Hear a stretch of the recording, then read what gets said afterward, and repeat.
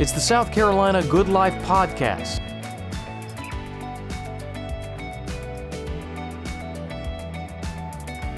Welcome, Realtors, to the South Carolina Goodlife Podcast. I'm your host, Tiara Pitts, and I'm excited to kick off this year's podcast series with an important and inspiring conversation in celebration of Black History Month. As many of you know, I serve as SCR's Director of Fair Housing, the staff liaison to our statewide Diversity, Equity, and Inclusion Council, and an attorney member on your SCR legal team. In addition, this year I have the honor of serving as Vice Chair of NAR's Diversity Association Advisory Board, a role that allows me to work closely on DEI issues that impact real estate professionals throughout the country. Today's conversation is one that is particularly close to my heart. I have the opportunity to sit down with two trailblazers, women who have broken barriers, created opportunities, and paved the way for so many others like myself to succeed. First, I am honored to introduce South Carolina Realtors' first Black president, Keon Aldrich. Keon has been in real estate for over 20 years and is currently the broker in charge of PD Elite Realty in Florence, South Carolina. She has held various positions throughout her career, including president of the PD Realtors in 2018, a member of the SCR and NAR Board of Directors, Region 4 Vice President, RPAC Trustee Member, and State DEI Chair. Keon is also a 2017 graduate of Leadership SCR and sits on the Board of Directors for the Habitat for Humanity and Harvest Hope. She is well known in her community and enjoys spending time with her biggest supporters, her husband of 19 years, and their 2 children. Welcome to the show, Keon. Thank you. Thank you for being here. And next we have the legendary Nancy Johnson. Nancy Johnson is a veteran in the real estate industry with an inspiring career spanning nearly 4 decades. Starting in 1986, she broke barriers as the first African-American realtor hired by her brokerage. Her contributions to the industry and her community have given her the opportunity to earn numerous accolades, including being named WLTX Hometown Hero, receiving the key to the City of Columbia, and having June 16, 2023 officially proclaimed Nancy Johnson Day by the Mayor of Columbia. In 2024, she was also inducted into the E.R. Wilder Realty Hall of Fame. Thank you so much for being here, Ms. Nancy. Thank you. So today's conversation is a celebration of Black history. The purpose is to discover their journeys, their challenges, and the future of DEI in real estate. So let's jump right in, ladies. Let's do this. So you both have had such inspiring careers. Out of all the things you could have chose, why real estate? I'll let you take it. Okay. Believe it or not, in middle to high school, I wanted to be an attorney and took a test, and they said, "Oh, you have a great chance of being that." But as life turned out, I ended up being born in a very rural county, Kingstree, South Carolina, and was born in the middle of a cotton field in a 1-bedroom home that my mother, her sister, and 6 children shared. There was no running water, no refrigerator. It was poor, in a very poor area, very rural area. And most people, their dream was to leave South Carolina. They either went further south, or they went to New York, or they went to Philly, or to Miami, or Fort Lauderdale. Well, for us, we moved to Hallandale, Florida. And that's where I didn't know it was called real estate, but envision this. Your mom is out cleaning homes even every day and even on Saturdays. And right around 10 o'clock in the morning, the rent man would knock on the door. And she would say, "Don't hide, but don't open the door. Wind the window out." And if she left, the rent was $12 a week. And there were many weeks when we didn't have it. But she said, "Give him the money and he'll give you a receipt." So I watched that pattern. I was at about 10 years old. I watched that pattern for a long time. And I said, I want to be the person on the other side of the door. I want to be the person receiving the money instead of giving the money. And so it was at the Gulfstream Apartments when I was 10 years old that I decided, when I get big, when I get grown, I'm going to do that. And that was my first introduction to real estate. And if I had to do it all over again, I would still choose real estate. Wow, that's really inspiring. That is really a great story. Yeah. What about you, Keon? So mine started, much like you growing up, I never knew what a real estate agent was, let alone that they sold houses or anything like that, because no one in my family owned their own homes. But I just remember working at the bank. I was a banker prior to becoming a real estate agent, and I just remember seeing the day of closing, people, my customers would come in to get their final check for closing. And it was like, that was, I would see them throughout the months, the years that I've worked there, but that would be the happiest time that I've ever seen them in the bank. Their conversations were different. They were just happy to be a homeowner, to become a homeowner at the time. Right. So for me, it was like, I thought I gave you that feeling when I cashed your check every Friday, but the feeling that they came into the bank with, they honestly made me feel a certain kind of way. They made me feel happy for them. Being a part of it. Being a part of that transaction. So for me, it was, I want to bring that type of happiness to my clients or my customers. So that's what made me start researching, what is a realtor? What do they actually do? What's the process? What's the process to become a realtor? And I started talking to other real estate agents as they came in the bank, and they would say, Keon, you'd be a great real estate agent. They didn't tell me you had to find clients with great credit. They just, that you can get a steady paycheck. Exactly. They didn't tell me any of that. They just told me I would be a great real estate agent. And that kind of put it in my head that, okay, maybe I can do this. Okay, maybe I will do this. And then once I went through the course and everything, I caught the bug. Right. I loved it. A lot of people are part-time agents. I never wanted to be a part-time agent. I always wanted to be a full-time agent so that my clients will have my full attention. And so that's why I became, that's why I got into real estate, just from being a banker and seeing the faces of the homeowners when they came to get their checks, their final checks, for closing. So have you guys always wanted to help other people? Because real estate is a lot about helping someone achieve that dream of home ownership. Even before you were in the industry, were you a helping person and someone who wanted to do, this type of work?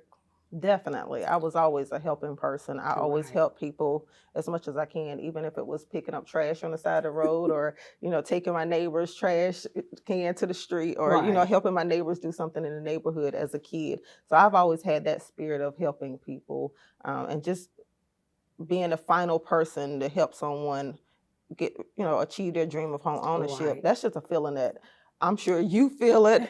You feel it. You're not even, you're in real estate, but you're not a realtor, but you know that feeling as well. So it's just that feeling that you get from helping other people achieve home ownership, and just that smile on the faces, the smile on the kids' faces. Right. I mean, they just never forget you. I can be at a stoplight and if a car's beside me, I'll see people waving at me, and it's the kids that I just put in a house, and they're just so happy.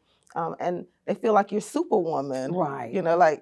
And it's just an amazing feeling. I don't even know how to. I never really sat down and analyzed how to describe that feeling. Yeah, but I think it's innate. It's in you. It really is. Because in high school we had like 8 superlatives, and one of them was most congenial, the person that helps all the time, and I got that. Oh wow! And so even if it was the student in the back of the room that would always be struggling, I would find them outside and try to help them with their homework or whatever.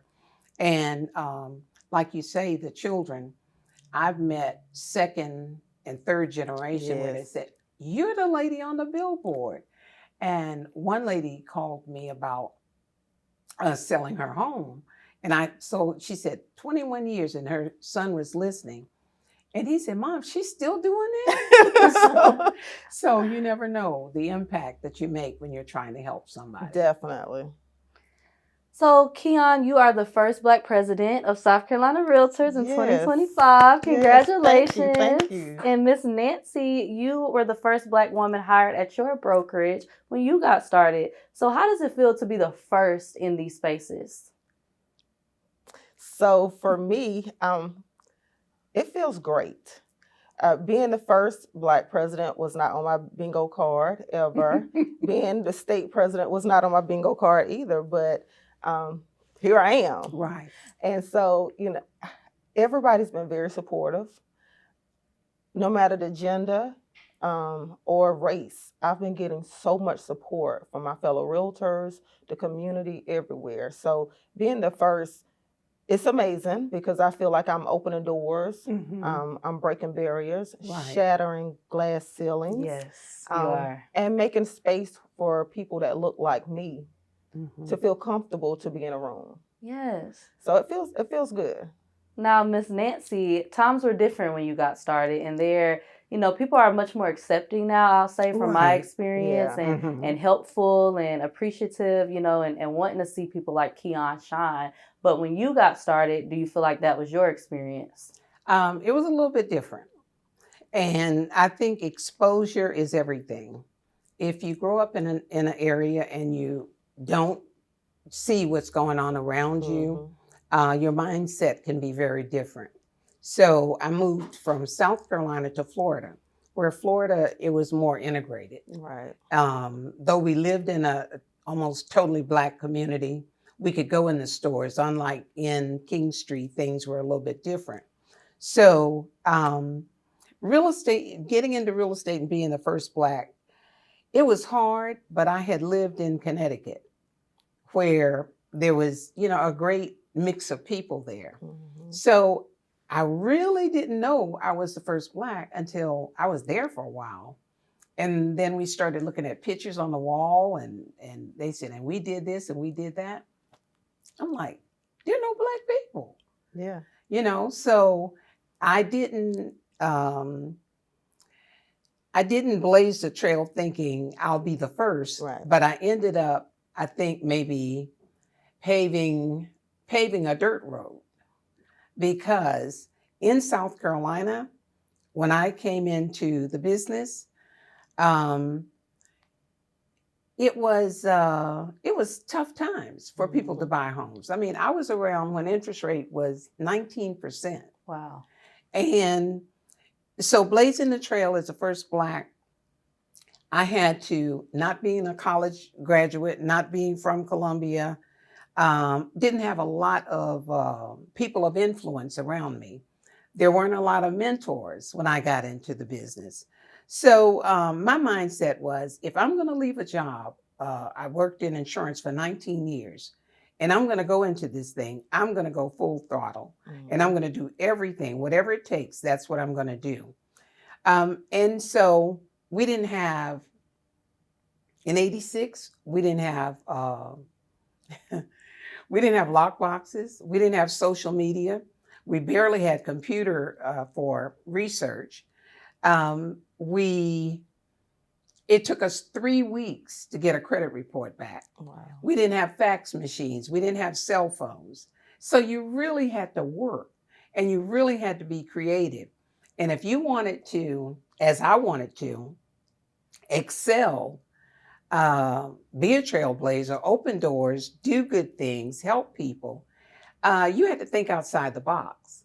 And so as the first, I look back, there were the only Blacks that were on billboards. And I was one of the first real estate agents as African-American to go on the billboard. So I thought, I'll take lemon and make lemonade. They're going to see me, then they're going to know me, because there's not many of us out there on the billboard. I took the same approach with the gospel radio station. I was one of the first Black agent to advertise on a radio station. And then blazing the trail, you had to be ahead of the game. You had to go at it really hard, maximize it before someone else got in to compete with the same thing. So being a first, blazing the trail, was interesting, to say the least. But I will say that I didn't experience a lot of, I don't want to work with you or whatever. But I found favor with a lot of people. And a lot of them were not African Americans, but they wanted their property sold. And they knew what neighborhoods they were in and who lived in and who was moving in. So I was their go-to person. Yeah. Wow. That's Well, very- one thing that you did mention, you didn't get in this business even thinking that you were going to be a trailblazer. Right. And that's the same thing for me. I didn't get in this business thinking that I was going to, trail anything, or be the first of anything, because I was just so used, and not saying not be the first, but not be the first and it be celebrated. Right. I was used to being the only one that looked like me in a room. That's just something that I had gotten used to. Right. Especially once I started in my professional career. That was just something I was used to. I didn't know, I got so used to it that there were times that I would be in a room that I didn't even realize I was the only one. That was never one of my fears. Yeah, it was not, I never was, I would say they never shut me up. Right. I always, had a voice. Right. I don't believe in, people will say, well, if I don't have a seat at the table, I'll build another table. I don't believe in building another table. I believe I belong at whatever table's already built. It takes too long to build another table. That's right. To start creating those networking, those networks and those relationships. So whatever table's there, I'm going to pull up a chair. Right. So I never felt out of place in any way. No. That's wonderful. Yeah, I never felt out of place at all. Right. And like I said, the members have been so supportive and, open, arms wide open. They've been attending the events that they know that I'll be speaking at. I've been asked to speak at a lot of different events, and it's just been great. Yeah. I don't have any complaints at all. That's wonderful. So how important is it to have a seat at the table, but also to have your voice be heard? Because sometimes we'll be at the table, but we're not giving our input, or we're in the meetings, but we're not, giving what we think the association should do. So how important is it to not only show up, but to make your voice count for something? For me, when I speak, I want to make sure I'm speaking about something that makes sense, that will be taken seriously. So I'm not going to always be the loudest one in the room. That's just not who I am. Right. I don't have to have that attention. I'm not going to repeat something that was already said. So it makes a difference when your voice is appreciated. My voice doesn't have to be heard. As long as I'm seen and respected, my voice doesn't always have to be heard. You'll be valued. Exactly. But when I speak, I am valued. Right. And like I said, I'm appreciated. They take what I say seriously and not just, oh, that's Keon just saying whatever. No, what I say matters. So when I speak, you listen. Yes. So for me, that's very important. It is. Because growing up, I was taught to, stay in a child's place, speak when spoken to. And that's a value that I kind of took along with me as I was growing up. So I would speak when spoken to. So I had to retrain myself to start speaking when I wanted to speak, when I had something to say. But again, I'm not just going to say something just so that my voice is heard in the room. Exactly. Exactly. My presence is enough. Right. Yes. So once your career started to take off, how did your families adjust to your success? Let's say when those deals started to roll in and you're making more money and the people are knowing you in the community, how was that adjusting for your families? My family support was beyond exceptional. I was the only one in the family that wasn't playing a sport. When I got into real estate, I think we had been married 19 years. The children were middle school, high school. They were in sports. And because my husband played sports as well, it wasn't like he was out of place to take them or whatever if I was working late. But we had a plan. Mommy's doing this, so we can do this, that, or the other. And everybody bought into it. And they were very supportive. Very. That's wonderful. Yeah. And my support went beyond just the household. My support went with my mother picking my kids up. I created a village very early on with a group of friends, so they knew if I was working late, if their child went to the certain daycare that my child went to, they would pick my child up for me. So I created a village. So not only did I have to have the support at home, I had the support outside, with the community that I built for my family. But one thing I will tell you is my kids Cameron was very young when I started. She was probably 3 years old when I started in real estate. And the funny thing is when she started going to school, and I too did billboards as well around my area. Her friend, when I would go to school to certain events, they thought I was a superstar. They thought I was a movie star. And so, the kids would want to take pictures with me, and that made me feel better. This is probably what I was really doing. But the kids really thought, that I was a celebrity. Right. And so that, that would make me feel good because, little kids can be very, they're our biggest critics. Right. So for them to think I was a celebrity, I'll take that definitely over anything else. Yeah. So but they were very supportive. And for the most part, my office and home was within 2 miles of each other. So if I needed to run home for something, I could and get right back to the office. So how do you guys deal with being working moms, especially with real estate that's, maybe 7 days a week? Like you don't really get that much time. It's not like you're clocking out at 5 o'clock and having to do things like maybe you'll miss a practice here. Sometimes we have work events to do. Like today I'm here and my child has a piano practice and my mom's taking them. So how do you guys adjust to just missing some of those moments with the family to do what you're doing and to be a trailblazer like you are? Well, I will say that was one of the reasons I got into real estate was to make sure that I had time for my kids and for my family. I tell this story often that I remember when I was working at the bank as a bank teller, and those of you who have kids, when your child wins Terrific Kid, daddy can be there, that's okay, but mommy has to be there. It's okay that daddy's there or not there, but mommy has to be there. And my daughter won Terrific Kid when she was like in 4K, 3K or 4K. And I had to ask so many different channels, go down the line to ask so many people, could I take my lunch early? And I had to wait on them to actually respond back to me. So I almost missed my child's Terrific Kid. And so after that day, I looked at my husband and I said, no, I want to control my time. I have to control my time. Right. I'm not going to be the parent that is not there, that does not show up. Right. And so I will say, since I've been in real estate, I really haven't missed a lot. And when I do miss things because I'm traveling or different things like that, I still have that community that I spoke about. I still have that community to this day, even though my kids are grown, or older. Right. I still have friends that I'll say, hey, I need you to go to the high school. They have a mandatory parent meeting. She'll go and take notes for me and let me know. So I still have, those friends that support me.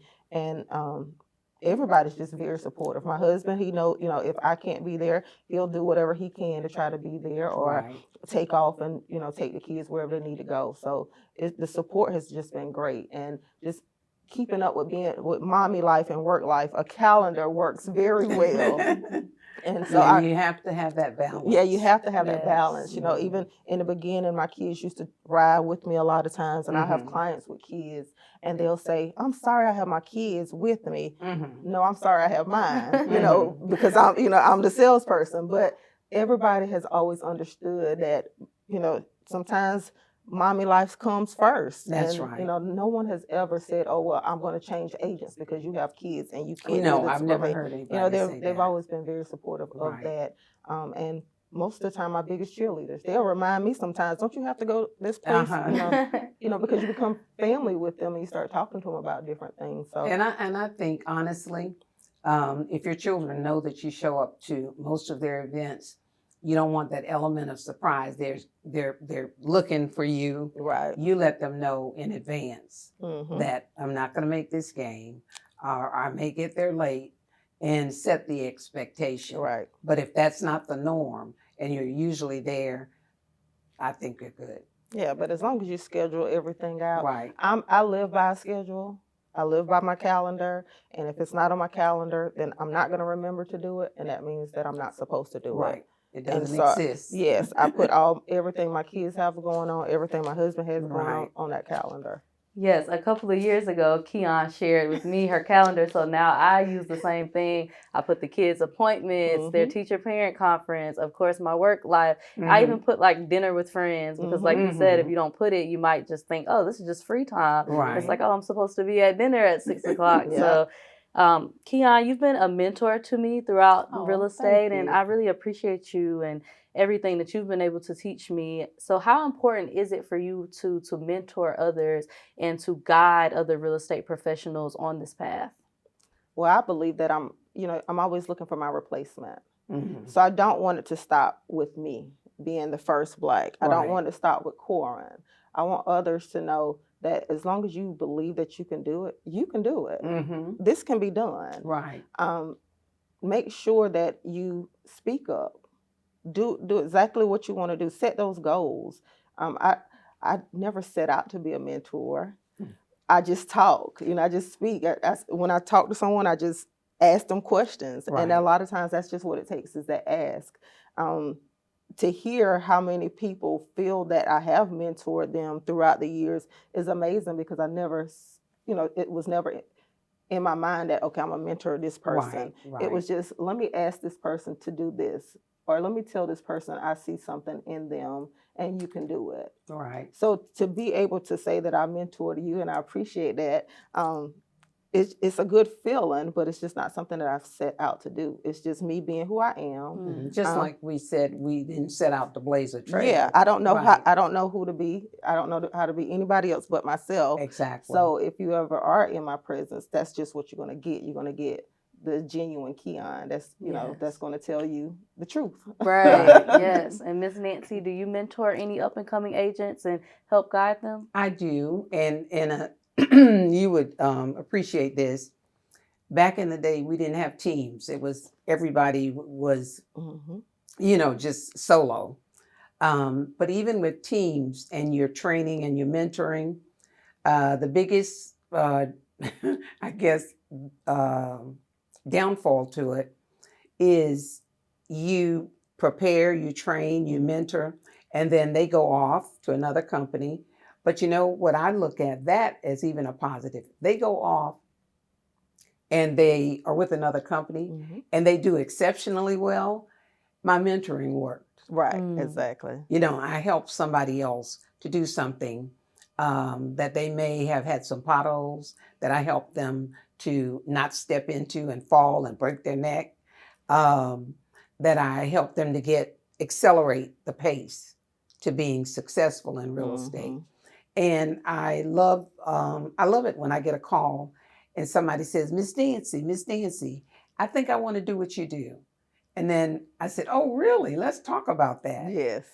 Because it's fulfilling.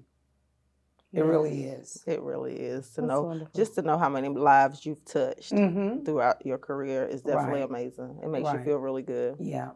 It's on the back of my business card. It has that I've been a part of 2,300 transactions. Wow. And so when I see people sending their children and their grandchildren, they said, my mom said you helped them. Or I remember when you showed us a house. And especially if those children, because of their experience, if they want to become realtors, man, I'm ready for it. Oh, definitely. Wow. Yeah. That's awesome. But you do a great job because I've listened to you on the radio before. Right. So you used to do something, or do you still do it on I Sundays? do Sunday's Best. Yes, Sunday's Best. And I've actually tuned in a couple of times and took Okay. some pointers from you. Okay, good.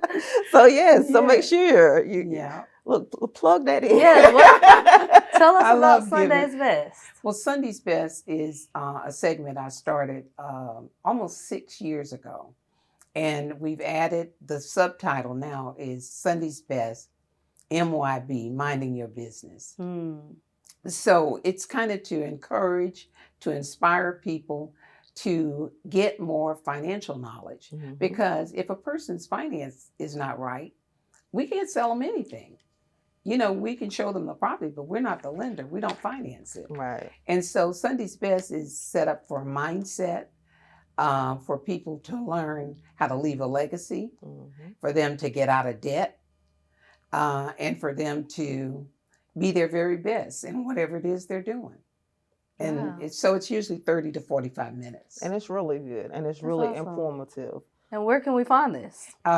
It's on Facebook, on my Facebook page, every Sunday at 7 p.m. Yes, awesome. I'm definitely going to Mhm. check that out. So you both have, of course, shattered glass ceilings. What advice would you give to Black realtors who may feel discouraged in a predominantly white industry, or they just may not know, they want to do this, but they kind of lost, they don't have as much connections and they don't know how to get started? What advice could you give to those realtors? I would say, believe in yourself and just do it. Yeah. You know, there's nothing that any other agent can do that you can't do. You know, I get calls just like you do saying, I want to do what you do. You make it look so fun. Uh-huh. Real estate is not fun. Well, it You're can be. making all the money. I'm making all the money in That's the what they world. think. But you know what? I'll be a horrible person to tell someone not to try it. Right, right. So all I can do is tell them to try it. Mhm. And, you know, stop with that mindset that it's a white profession. Right. Because I will tell you, when I first started over 20 years ago, there probably was about 5 Blacks in the PD area. Mhm. But now, I mean, you walk in a Floodgates room. are open. Yes, it's open to everybody. And it's always been open to everyone. Right. But with the, you know, we had a different mindset. So now that we have the mindset that we can do anything, Right. you walk in a room and, you know, any of our meetings in the PD, and you will never be able to tell that this room was probably once filled with only white agents. Mhm. You know, it's so divided. You know, Right. it's just everybody's there. Mhm. Every race is there. Every gender is there. That's Every right. member is coming. Right. If they pay their dues, they're coming to our meetings. So just do it, because it's not that same mindset anymore. Yes. And there's so many different things that we can do to be great, that we don't have to step on each other's toes or anything like that. Mhm. And we can Just do collaborate it. versus Exactly. compete. Exactly. Mm. And I love that. And as long Yeah. as people remember that, we can go so much further Right. than where we are today. Now, what I'm going to share with you a couple of things. When I got into real estate, I just kind of hit the ground running. And so a lot of the things that were excuses, they didn't excuse them. They really didn't exist, because if I hadn't tried it, I was going to try it or find a way to make it work if it Right. wasn't working. But when I got into my office and being the first Black there, I looked around and I was like, we had the state newspaper. And if you were agent of the week, if you were top lister, and I was the only Black face there. And so I got rookie of the year, and I got some other things. So one day, this guy who was he sold in a very expensive neighborhood. And I never really saw him riding a buyer around. He was more of a listing agent. So years later, he called me and he said, you know what? What made you think that you, a Black woman, could get into this predominantly white male, 50-ish profession and do well? He said, well, I'm going to tell you what I've observed. He said, it was in you. We saw it come out. It was in you.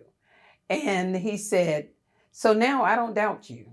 I mean, but it took him like 20 years Really? to tell me that. And then another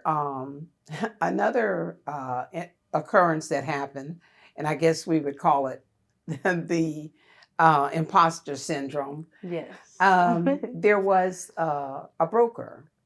Our company was bought out by someone else, but before that buyout, a lot of people were relocating to South Carolina. So if you were an agent, you would get on the relocation team. Well, I was on the team, but when I looked at my source of business, I wasn't closing many of those reloads. So I said, if I close 9 out of 10 people I work with, and I get 10 referrals and I can't close one, something is wrong with the quality of the leads I'm getting. So the broker actually told me when I confronted him, He said, well, these people are coming in, they got degrees, they golf, they want to know about the country club, and you don't have anything in common with them. So we can't give you those leads. I said, the devil is a liar. I know. And I That's right. challenged them on it. And the money that I was spending I said, I really don't care how many degrees they have. There's a common ground. We're human beings. Exactly. And they didn't come here for me to educate them. They came for me to give them a service. And I know the neighborhoods. And so we had a little challenge. Could have been really unlawful, and it could have been a suit, but we worked it out. But those are the kind of things those two things, what made you think that you could get into this? And we can't allow you to work with certain clients because you don't speak their language. But there's people that probably still feel that way. Yeah. They are probably not going to show their faces or show their hands in this new day and time. Right. But there are people that still feel that way. Yeah. But we as Black women, Black realtors, we've overcome so much. Right. That we just have to keep moving forward and not letting anything like that deter us from our final goal. Right. Keon, it's really, we've really come a long way. We still got a ways to go. But did you know that in the 80s, Black-owned real estate companies could not be a part of MLS? And the books, everything was a book. You kept your database on a Rolodex. The real estate book came out every 2 weeks. And we would get a used book. If you were a Black-owned company, you'd get a book that was like a month old, or they used to chain the book to the table. And all the listings were in there. But we had a couple of realtors that fought for it. They went to court for it. And the reason was they didn't want us in. They didn't want us to have a key to their home because they didn't want to come up with anything missing out of the home. So that was the stereotype that Black agents were still. That's right. That's right. So, we have come a long way. We have. This is so much history. Right. Exactly. I don't even ask me any more questions. Like, I want to ask you some more questions because the history sits here. We're here, in Black History Month. Right. You are history. You're the reason I'm sitting here. I would definitely say that, Well, thank you. And, Thank you. we have an agent in Florence, Ann King. She's the reason I'm sitting here because I remember when, years ago, our board was only white members. And I remember Ann writing a letter, and I'm sure you've heard this story, but Ann wrote a letter and said that the board did not look like her. So the board did not look like our membership. Right.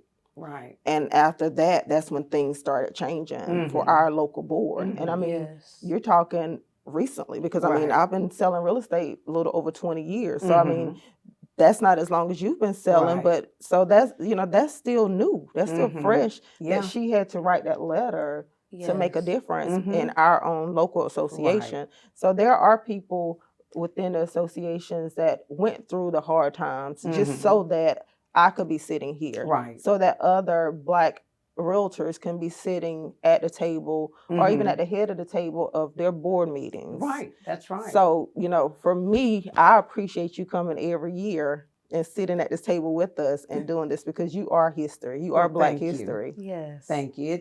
And a lot of times when we were saying, why did we get into certain things?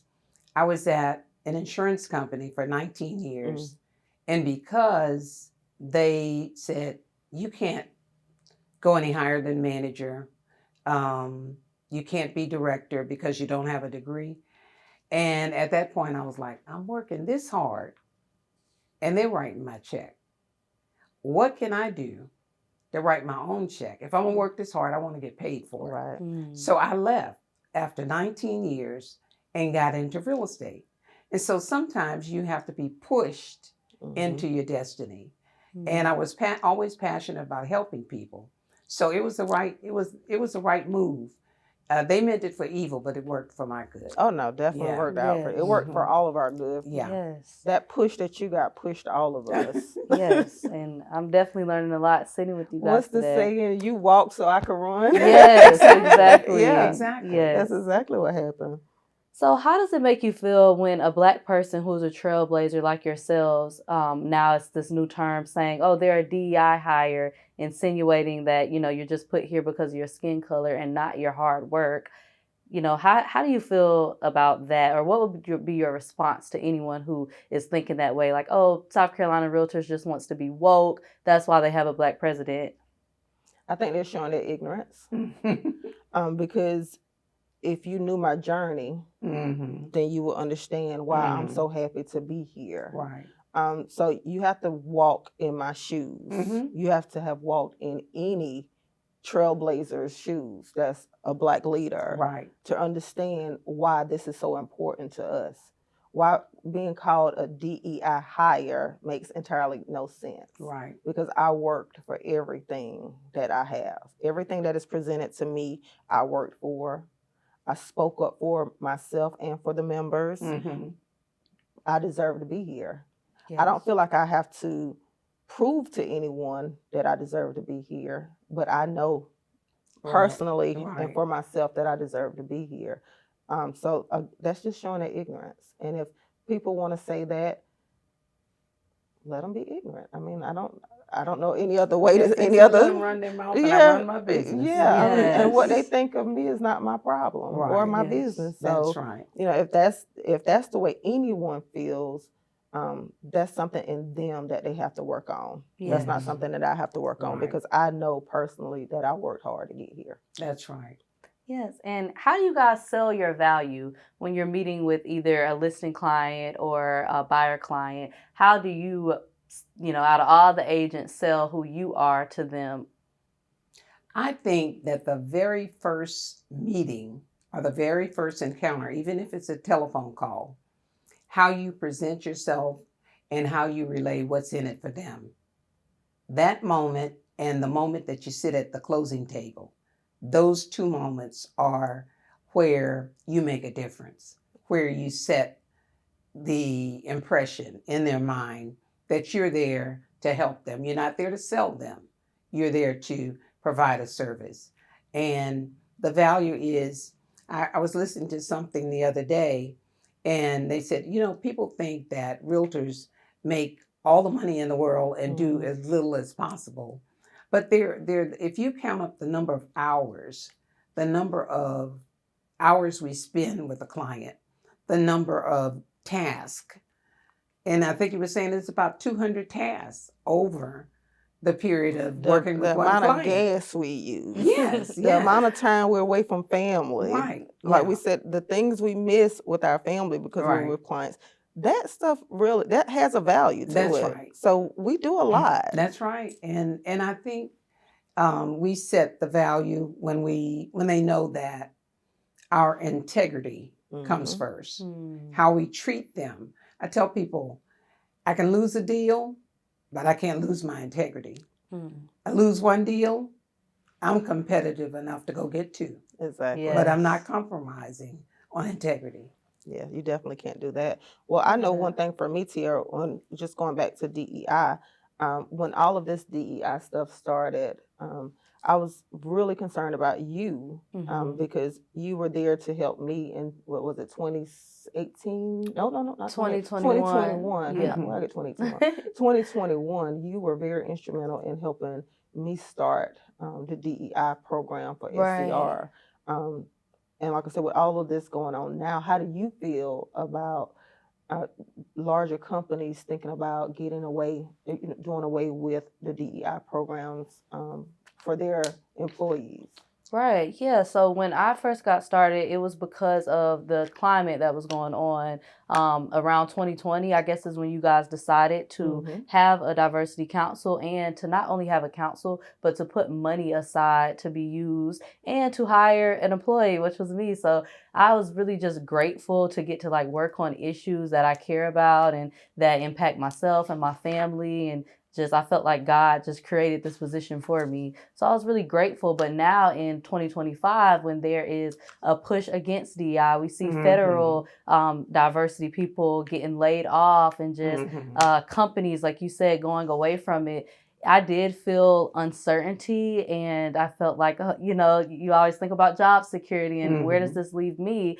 But knowing that I have the support of our leadership, yourself as president, our past president, Rhea, knowing that I have that support and the support of our CEO, Nick Kermitis, it just means everything, knowing that we're not shying away from DEI at South Carolina. We're going full force. We have our first Black president. We'll have another one next year. We still have our committee. We still have funds. We still have access to NAR grants. That makes me feel so much better and, happy to come to work knowing that I work for a company that actually really cares about this from the top down. So I'm just grateful to still be here and to know that at South Carolina, no matter what other people are doing, we're going to still push our, the DEI initiatives that we can do and do things like the Leadership Academy Diversity Scholarship, which you helped to get passed, and to look at, we have so many different minorities and different people on committees, on leadership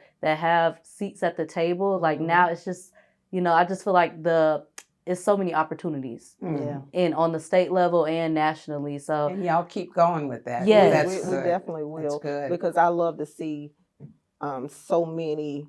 I love to walk in a room and just see so many meetings being so diverse, right? And so many people willing to speak up, so many members, so much diversity with the members wanting to be on committees now. When we do committee selection, it just blows my mind to see the names on these applications and things like that. So I do appreciate everything you've been doing, because you really brought this DEI committee from the ground up. This was your baby, and you took it on. You took it on as your third child. And so I she appreciate took it that. on 3-4 years back, and look where we are now. Yes, much in need of it. Yes, exactly. And now NAR has a requirement to require fair housing training for all realtors. But we've been doing fair housing training in South Carolina for 4 years, so it's kind of like we're ahead of the curve. We've been doing this This is the 4th year of this particular podcast, right. So I feel like we're ahead of things, and we can. That's part of my position with NAR this year, like helping other states to do some of the things that we've done, and, looking for ideas and ways to keep going and ways to diversify it, because now, since DEI is such a trigger word, we want to look for ways to really educate the membership without having people upset or just looking at it like, what is that? We want to just, incorporate it into the foundation of who we are instead of have it just like, oh, that's the DEI stuff over there. No, we want to be integrated into our whole association. And a good thing that I think you've been doing is making sure that members understand what DEI is. Right. Because their assumption of DEI is not the reality of what DEI really is. Yes. So I will say SCR has been doing a great job of educating the members, or at least getting the material out to the members. Right. So that's been really good. And I've been excited watching that committee grow, because every year after year, when we do committee selections, that's probably one of the biggest committees that everybody wants to be a part of, and that makes me feel good. And I don't mean just Black members. We have our Hispanic members. We have different groups. The white members. We have people that really want to be a part of DEI because they want to be a part of change. Yes, there's so many people that really care, and people that come up to me and tell me their personal stories dealing with discrimination, like modern day. Of course, now people aren't just saying, oh, I don't want to work with you because you're Black or you're Hispanic, but they're saying, I went to a house and before on the phone it was one way. When we got there, now, it's a different. Now they need more paperwork, or, just getting to talk to members and hear their experiences lets me know that we still have work to do. We still have work to do, but like you said, we are in front of the curveball. Yes. I mean, we've really been educating the members, and you guys have been going full force to make sure that our members are educated and that they don't do anything that could get them in trouble. Yes, exactly. So the Black home ownership rate is still at a national low compared to other groups, although in South Carolina, our Black home ownership rate is one of the highest in the country. So what advice would you give to minorities who don't see the value in home ownership, or they feel discouraged by financial barriers, no access to wealth, or just historical inequities? I really can't say that I've ran across many that don't see the value in home ownership. But one thing that I do have is I have a form where I show them how much you are paying your landlord and how much of his bills and his children's college education that he or she that you're paying for them versus what you could be doing for yourself, the equity that you can be gaining in your own home, the tax write-offs, just everything that you can get from being a homeowner. And buyers are so much smarter than they were because there's, like, again, there's so much out there on social media. There's so much on, you can Google everything. Google and TikTok are my best friends. And so there's so many people out there that are educating buyers before they even get to us. Right. And buyers are willing to educate themselves. So that's become a good thing for me, is that buyers are so much smarter than they used to be, and they're willing to do the work before they come and sit with me. Right. So by the time they come sit with me, it's just minor questions based off some of the things that they didn't understand, but they know the importance now. That's wonderful. And I think the difference is if you work with a lot of first-time home buyers, people need financial literacy, and they can get it. But a lot of times they don't get it before they need it. But when they come to you and you say FICO score and you say income to debt ratio, you have to go back and remind them their needs and their wants. There's good debt and there's bad debt. And you have to also remind them that you got to spend less than you make. But here's what you can do. It is possible to own a home, because renting should be temporary, not permanent. And I'm going to walk you through that journey. If you're not ready now, here's the keys to buying a home, and educate them why they need to be on a budget, why what should be in their account should not be on their back. You can't wear it and save it. Right. And I think it's more about tightening up some of the loose ends. But buying a home should be on, I would say, 99.9% of everybody's list. Yes. Thank you, guys. And I will leave you guys with one final question. What legacy do you hope to leave on the real estate industry?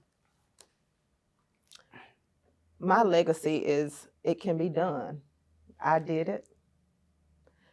Again, I'm the first Black. I won't be the last Black. Right. And eventually we won't even have room to talk about the first anybody, because we would have shattered those ceilings. Right. We would have made a room at that table. So my legacy is I'm here, but I'm not here for forever. Right. I'm here to replace myself, and let's keep moving on. Let's not stop here. Yes. Let's not let anything scare us from where we are now, because I've opened the door for us. You opened the door for me. But with this leadership, as far as being the president, I've opened that door. Let's keep going in this door. Let's just keep going in this door. Yeah. Yes. What about you, Miss Nancy? What is your legacy? Pretty much along the same lines as what Keon said. You can look at a ladder and you could say, you start climbing. And if you got somebody holding that ladder for you, that's a good thing. If you got somebody kicking that ladder, no matter how much success you had, at some point you're going to fall over, the ladder's going to fall. But if we can mentor, we can educate, tell our new realtors or those that are newer than us why it's important to be a professional, and tell them that this is a business. It's not a job. And if you want to have success in it, my legacy would be so many realtors got in, so many of them were successful because of the one door that I opened that I didn't see as unavailable, that I didn't see as impossible, that I was able to walk through that door, not just into it, but through it, and had true success. And I want to leave that for the next generation and the very next generation, because our Black wealth gap is getting wider. Mhm. Homes are getting more expensive. You have to be able to afford a home. And if you're a trailblazer and you set examples for other people, then you planted a tree that somebody else is going to sit under and get some shade. Exactly. And that's a great thing. Exactly. Yeah. Well, I thank you both for your time and your stories, and they were very inspiring. And I hope that our viewers were able to learn something today. I hope you're able to go check out our other videos on YouTube and check out Miss Nancy's Facebook Live series every Sunday. And here at SCR, we're wishing you a happy Black History Month. See you next time. For past and future episodes, check out the Good Life Podcast at goodlife.screaltors.org. Thanks for tuning in.